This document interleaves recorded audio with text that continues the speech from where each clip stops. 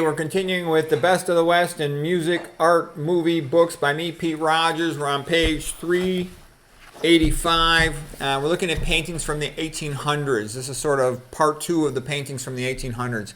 And this one's called The Intercepted Letter by Carl Spitzweg. He made a lot of nice paintings, this guy. So you can see there's a young lady, and she's got like her mom or her nanny or babysitter, and she sees the young man in the floor above sending the note down. Uh-oh. This one is eavesdropping on the proposal. And what I love about these paintings, there's just a joyful sense of life. Again, this comes from the 1800s when men were very free. A decrease in the monarchy, less tight of a grip of the church on the people.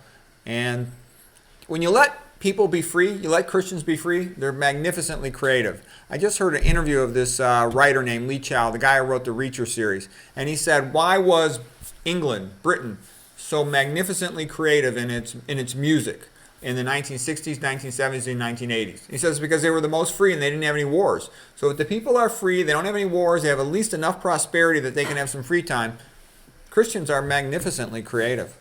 Okay? And the 1800s was just an incredible Renaissance century. So this one's called Paying for Peeping. You know, he's looking at the older siblings or whoever with their boyfriend, girlfriend. And it's good. This one is Curiosity by Eugene de Blas. The young lady's peeking over the fence. What's going on over there? Here is the Village Bride Agreement. An arranged marriage. You know what the difference is between having an arranged marriage versus marrying for love? You can spend the rest of your life blaming your parents instead of yourself. That's from Rodney Dangerfield. Okay, here is another arranged marriage painting. This one by Luis Alvarez Catala. You know, when parents arrange the marriage, they're pretty thoughtful. When kids do it, they're just passionate and crazy. Wedding Register by Edmund Layton. Serious business. Here is the young bride getting all dressed up for the wedding. Bridal decoration.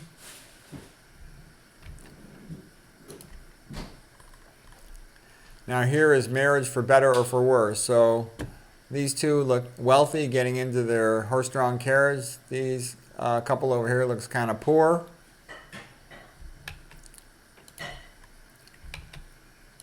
That's by William Powell Frith. Here is The Village Wedding by Arturo Ricci. Arturo Ricci is one of my favorite artists. Lots of great paintings from the 1800s. Okay?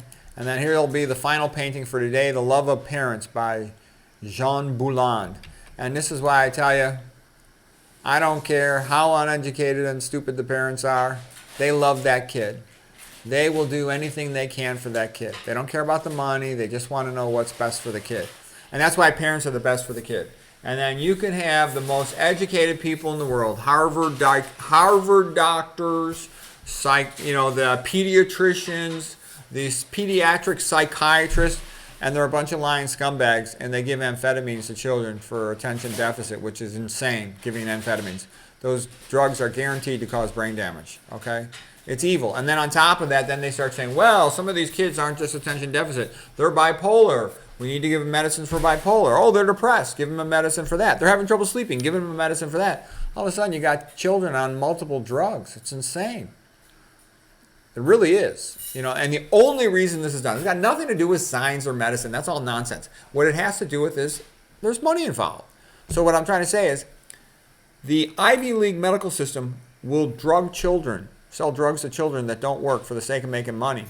So that's why the parents are always better. You know, don't get me wrong, the parents are ignorant about a lot of things and they benefit from guidance from a well-informed, well-meaning doctors here and there, okay? But the point is made and it's a valid point.